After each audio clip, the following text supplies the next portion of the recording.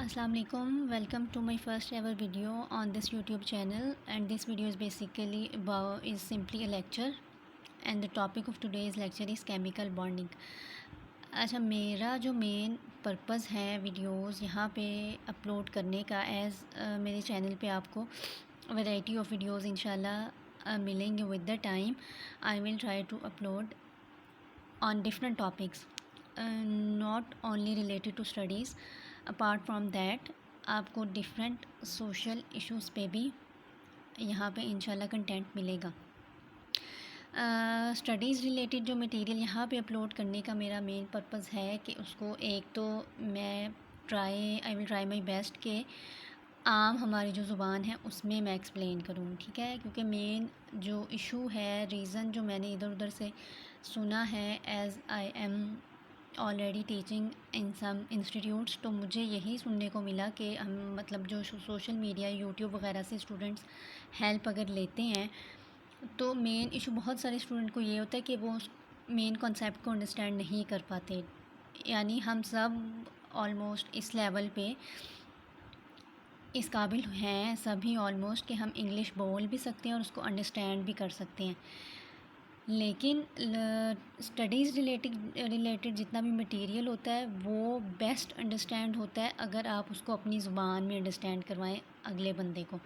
मेरा ये एक्सपीरियंस के मुताबिक मैं मतलब ये समझी हूँ अभी तक, जितना भी मेरा थोड़ा बहुत जो एक्सपीरियंस है. तो मेरा मेन पर्पज़ यही है कि मैं यहाँ पे जो कुछ भी अपलोड करूँ वो हमारी अपनी ज़ुबान में हो. एंड आई होप कि आप सबको उसका जनरल ब्रीफ कॉन्सेप्ट ज़रूर समझ में आ जाएगा और आप इस काबिल हो जाएंगे कि उस स्पेसिफ़िक टॉपिक पे आप ख़ुद से लिख सकें. तो today our topic is chemical bonding. सबसे पहले इसकी डेफिनेशन पे आ जाएं. केमिकल बॉन्डिंग हमारे पास होता क्या है, ठीक है. अब यहाँ पे वर्ड एक यूज़ हुआ है बॉन्डिंग का, ठीक है. तो बॉन्ड का मतलब क्या होता है? एक force, some kind of attraction, ठीक है. तो chemical bonding is that force which holds together two or more ions or atoms. As a result we get variety of compounds or molecules. वो फोर्स है एक्चुअली, वो bond है जिसकी वजह से डिफरेंट एटम्स ज्वाइन होते हैं और हमें वैरायटी ऑफ कंपाउंड्स मिलते हैं. तो एक बात जो यहाँ से हमें समझ आई कि it is some kind of force भी कौन सी वाली है, क्योंकि फोर्सेस का हमें पता है जो हम आम जनरल साइंस में हम इनकाउंटर होते हैं, दैट इज़ रिपल्सिव फोर्सेस होती हैं और कुछ अट्रैक्टिव फोर्सेस होती हैं. तो केमिकल बॉन्डिंग से क्या माइंड में आता है? It is some kind of attractive force, attraction होती है जिसकी वजह से हमें हमारे जो रिस्पेक्टिव आइंस होते हैं या एटम्स होते हैं वो आपस में ज्वाइन टुगेदर होते हैं और हमें वैरायटी ऑफ कंपाउंड्स मिलते हैं, ठीक है. पहली बात ये हो गई. अच्छा, अब दूसरी बात यहाँ पे ये है, ये जनरल कॉन्सेप्ट, जनरल डेफिनेशन सबको समझ में आ गई कि क्या है. हमारे पास सिंपली फोर्स है, अट्रैक्टिव फोर्स है, और इसका क्या हमें फ़ायदा क्या है कि वैरायटी ऑफ कंपाउंड्स जो जनरली आम हमारे इन्वायरमेंट में कॉमनली हम नाम सुनते हैं. हाइड्रोजन मॉलिक्यूल है हमारे पास, ऑक्सीजन है, नाइट्रोजन है, इसी तरह से आप लाइक मीथेन है. There are variety of compounds and molecules. वो सब किस तरह से बने? Some kind of attractive force थी जिन्होंने रिस्पेक्टिव एटम्स और आइंस को ज्वाइन किया और हमें न्यू कंपाउंड्स मिल गए. अच्छा, अब ये तो हो गया कि केमिकल बॉन्डिंग होता क्या है. अब यहाँ पे क्वेश्चन ये है कि लाइक हम जैसे हम पीरियोडिक टेबल का सबको पता है, उसमें हमारे पास क्या है एलिमेंट्स. लाइक मेरे पास नाइट्रोजन था, मेरे पास ऑक्सीजन था, इसी तरह से मेरे पास आप कह लें कि हाइड्रोजन एटम है. ये जनरल मेरे पास जो एटम पीरियोडिक टेबल में प्रेजेंट है, इनको क्या ज़रूरत पड़ी, इनको क्या मसला था या क्या इशू था कि इस ऑक्सीजन ने ऑक्सीजन मॉलिक्यूल की फॉर्म में एग्जिस्ट करना पसंद किया. Same is the case with hydrogen, ठीक है. इसी तरह हमारे पास नाइट्रोजन है, ठीक है. नाइट्रोजन का मॉलिक्यूल आम हमारे इन्वायरमेंट में ये जो एटम्स हैं ये इस फॉर्म में, मॉलिक्यूलर फॉर्म में एग्जिस्ट कर रहे हैं. तो क्या रीज़न है, और ये मॉलिक्यूलर फॉर्म्स बनी किस तरह? ऑब्वियसली फिर ये मेरे पास एक ऑक्सीजन का एटम है और ये O2 का क्या मतलब है कि दो ऑक्सीजन के एटम्स आपस में ज्वाइन टुगेदर हुए. ज्वाइन का वर्ड जहाँ पे भी यूज़ हो रहा है उसका मतलब है कि इन्होंने आपस में बॉन्ड बनाया. Some kind of attractive forces इन दोनों के दरमियान एग्जिस्ट की और एज अ रिज़ल्ट मुझे ये मिल गया ऑक्सीजन का मॉलिक्यूल. अब इस सारे प्रोसेस की ज़रूरत क्यों पड़ी, ठीक है, क्यों इस ऑक्सीजन एटम को जो सुकून से अकेला, सुकून से तो मैं यहाँ पे वर्ड नहीं यूज़ करना चाहिए, जो कि प्रेजेंट था पीरियोडिक टेबल में, उसको क्या ज़रूरत पड़ी कि वो इस ऑक्सीजन मॉलिक्यूल की फॉर्म में एग्जिस्ट किया। The reason is main to achieve stability, ठीक है, stability is the main reason of chemical bonding, I can say here, ठीक है। ये जो इन्वायरमेंट के अंदर जितनी भी हमारे पास प्रेजेंट हैं, मैं आम अगर वर्ड यूज़ करूँ, जितनी चीज़ें इन्वायरमेंट में, कायनात में हमारे पास प्रेजेंट हैं, हर चीज़ ये चाहती है कि मैं स्टेबल हो जाऊँ।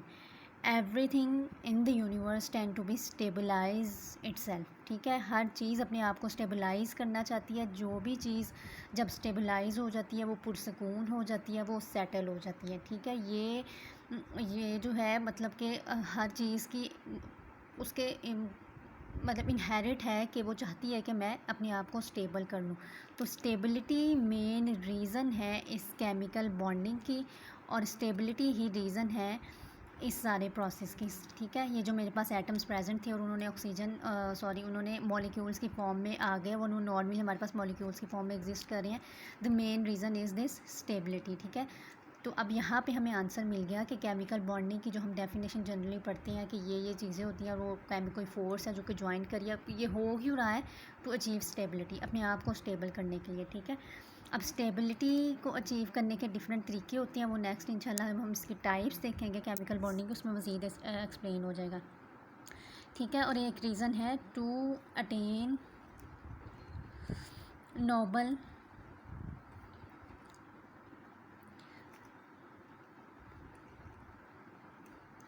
नोबल गैसेस की कन्फिग्रेशंस को अचीव करने के लिए, नोबल गैस की कन्फिग्रेशन के नियर होने के लिए कोई भी जो एटम है या एलिमेंट है या वो बॉन्ड बनाता है, ठीक है। अब नोबल गैसेस की यहाँ पे क्यों हमने रेफरेंस इसका क्यों दिया, नोबल गैसेस का हम सबको पता है कि ये जो पीरियोडिक टेबल में जो नोबल गैसेस वाला आप पढ़ते हैं, हमारे पास नियॉन है, आर्गॉन है, ठीक है, बहुत सारी वहाँ एग्जाम्पल्स प्रेजेंट हैं नोबल गैसेस की, उनको कहा जाता है कि ये इनर्ट हैं, ठीक है। नोबल गैसेस के लिए वर्ड यूज़ होता है एक इनर्ट का। इनर्ट का क्या मतलब है, almost non reactive.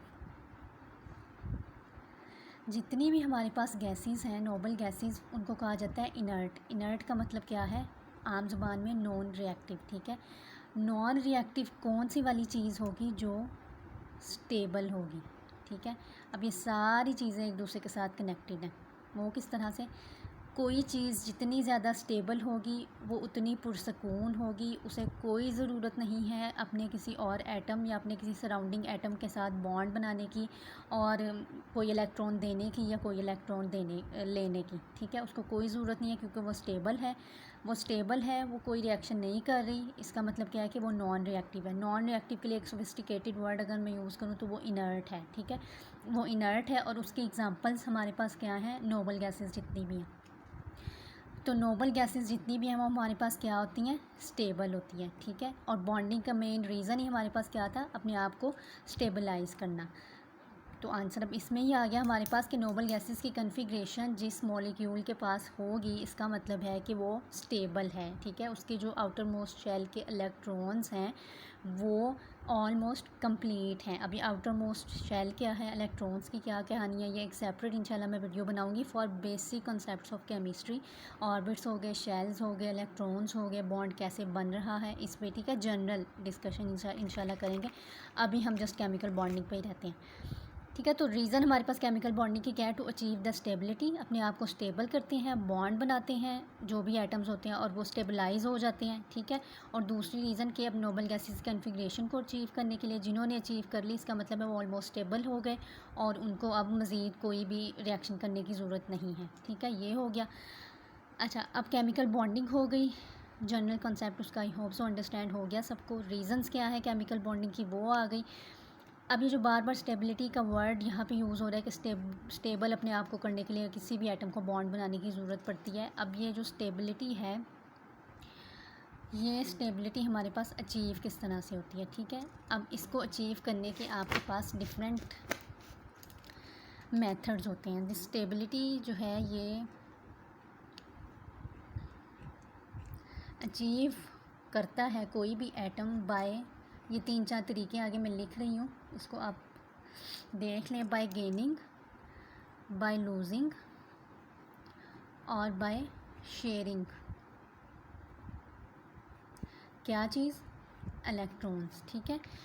How any atom achieve stability? Bye gaining, by losing और बाय शेयरिंग इलेक्ट्रॉन्स। क्योंकि बॉन्डिंग का यहाँ जहाँ पे भी बॉन्ड किस तरह से बनता है, इलेक्ट्रॉन्स के दरमियान। ऑब्वियसली आउटर एटम का स्ट्रक्चर है, ठीक है। उसके सराउंडिंग में हमारे पास क्या होते हैं, शेल्स होते हैं। आउटर मोस्ट एक ऑर्बिट होता है। आउटर मोस्ट शेल में क्या होता है, आपके पास इलेक्ट्रॉन्स प्रेजेंट होते हैं। और बॉन्डिंग में क्या चीज़ इन्वॉल्व होती है, ऑब्वियसली आउटर मोस्ट जो आपके इलेक्ट्रॉन्स हैं वही इनकाउंटर होते हैं किसी भी दूसरे एटम के साथ। सबसे बाहर वाला जो गेट होता है घर का, उसी ने इंटरेक्शन करना होता है बाहर से आने वाले लोगों के साथ। Same is the case with atom, उसका जो आउटर मोस्ट इलेक्ट्रॉन्स हैं वही इंटरेक्शन करते हैं किसी भी रिएक्शन के लिए। यहाँ पे बॉन्डिंग की बात हो रही है, तो बॉन्डिंग में जो आउटर मोस्ट इलेक्ट्रॉन्स हैं वही इन्वॉल्व होते हैं। तो ये कौन से वाले इलेक्ट्रॉन्स की बात हो रही है, अगेन इसमें भी एक सेपरेट वीडियो जनरल कॉन्सेप्ट पे बनेगी इंशाल्लाह।